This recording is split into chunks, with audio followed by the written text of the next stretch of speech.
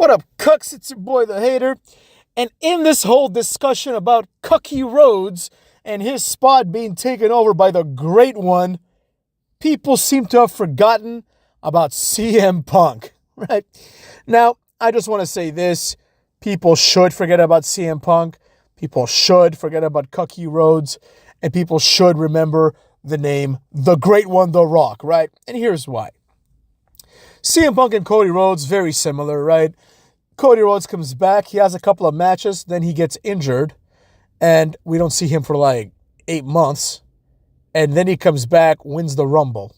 So, think about the number of matches this guy has had, and then after that, he continues to be a part-timer, right? Like, presumably if he won the title, he'd be a full-timer, but generally speaking, you turn on Raw, chances are you're not going to see Cody Rhodes wrestling.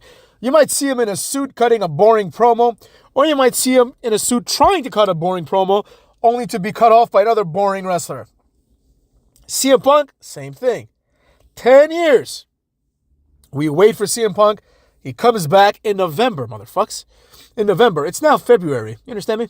So we've had, I guess we'll start counting. We had December and January, and February is pretty much done in terms of like wrestling. Nothing more is going to happen. I think we have Elimination Chamber, but he's not going to be there either, right? He's not going to be around for another 6 months. So we might see him next Survivor Series, right? In other words, this year was a complete waste of everyone's time. That's exactly what I'm getting at, right? It's easy to forget him because just like Cody Rhodes, he got injured when he came back, right? This is even more inexcusable because he got injured on his return match. So whatever, right? Like, I guess it's good that Cody Rhodes won because then you'd have to have CM Punk, and that wouldn't go over very well. Either way, it don't matter. What does matter is that what are we gonna do next year? We're gonna wait for CM Punk to come back again, another return, another opportunity, another chance for this cocksucker to main event WrestleMania. I mean, that seems to be a little unfair, doesn't it? Right? There will be wrestlers this year that continue to wrestle left and right. I don't know who, because some people might get fired, but pretty safe bet to say that we're going to see The Miz on Raw more than we're going to see CM Punk, right? So we're going to see The Miz on Raw, and then what's going to happen? At the end, CM Punk comes in and takes his spot. CM Punk comes in at the next Survivor Series and then makes an announcement and then joins the Rumble and wins, because that's the plan. That seems to be where this is going, it seems like, right? Unless, of course, they really want to pull the trigger, make it Cody versus Roman this WrestleMania, Cody versus Rock next WrestleMania, and then just have, not Cody versus Rock, Rock versus Roman. Nobody wants to see Cody versus Rock. And nobody wants to see The Rock layeth or smacketh down on that jabron.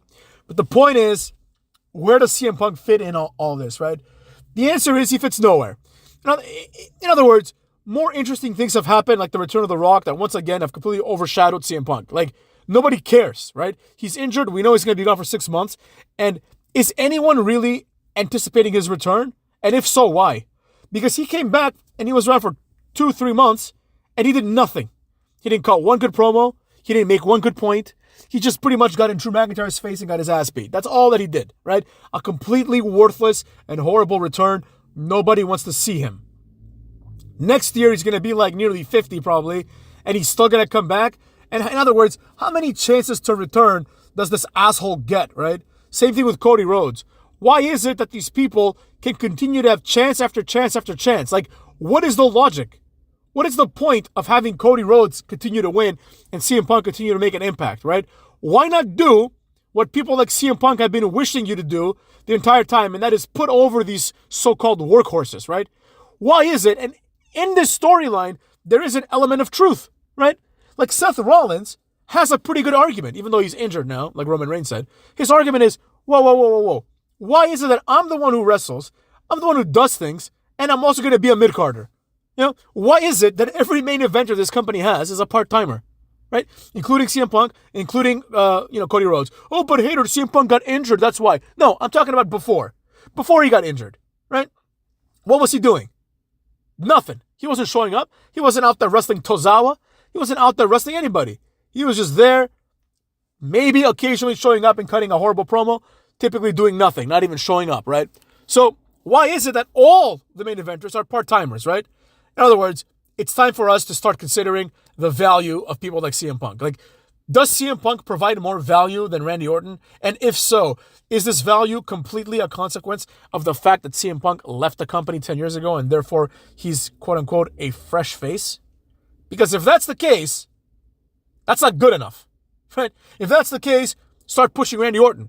The fact that Randy Orton has been relegated to the mid-card and people like LA Knight, who have been working this entire year, doing things like, like the Mountain Dew match against Bray Wyatt and humiliating things like that, and he has to job out because CM Punk is back. Now, you could make the argument the other way, right? You can make the argument, fine, okay, Cody Rhodes, let's just say you're going to be making the argument that Cody Rhodes has put in more work than The Rock, right? He hasn't, but let's just say you're going to make that argument. Now, doesn't matter, because you look at The Rock and you look at Cody Rhodes and you think The Rock would lay the smackdown on this jobber, right? But the same does not hold true the other way around. Like CM Punk, specifically CM Punk, but Cody Rhodes too. CM Punk was a complete part-timer. He's going to take the spot of someone like LA Knight. And LA Knight would destroy him in 10 seconds, right? There's people like Nakamura who would continue to get shots, continue to get exposure, and when LA Knight gets a title shot, it's like his one opportunity his whole career.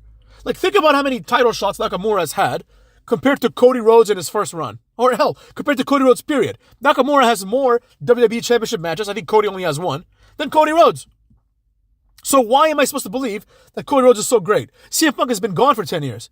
Why am I supposed to believe that he's so good? Right, number one, it's been 10 years. Number two, when he left, he was kind of a mid-carder. They were Benoiting him into the mid-card again, right? Just like Benoit when he had his main event run, they're like, all right, now it's time to go back to the mid-card. Like, don't get too excited about the main event. You're not a main eventer, right? Same thing with a lot of wrestlers, right? It should be, and it is, very difficult to maintain a main event spot. But at the same time, people like CM Punk, who in my opinion were never main eventers, even though he was a champion, I understand that, I don't think he was ever a main eventer. Like, how many main events has CM Punk been in? Like 3 or 4? Like the same amount as like other jobbers. Like, there's probably the same amount as Dolph Ziggler, right? And he's not a main eventer. He's clearly a mid-carder. Well, he's probably been in the same amount of, main events as like Jeff Hardy, right? You know what? Honestly, even Edge, he is a sporadic main eventer. Like, Edge was not this main eventer mainstream-wise, right? It was always Cena, Batista, and Orton, right? And then Edge was there as well, right? He's like the Kane, but not in the Attitude Era, right? But fine, you could say that Edge was a main eventer, but you cannot make that argument for CM Punk. But now that he leaves, he comes back as a main eventer, and people forget about him, which means he's forgettable. Why is nobody chanting CM Punk? Huh? Because it's done, motherfucks. It's done. So the question then becomes, obviously, what do we do about this? We need some main eventers that are consistent and also main eventers, right? Seth Rollins, he doesn't fit that bill because Seth Rollins is never in the main event.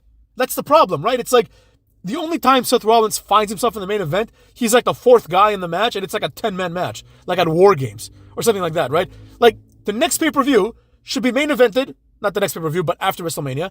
There should be pay-per-views that are main evented by Seth Rollins versus one person, right? But the problem is, it's always Seth Rollins versus a mid-carder. So, you look at the card and you're like, oh, this just screams mid-card. So I'm going to just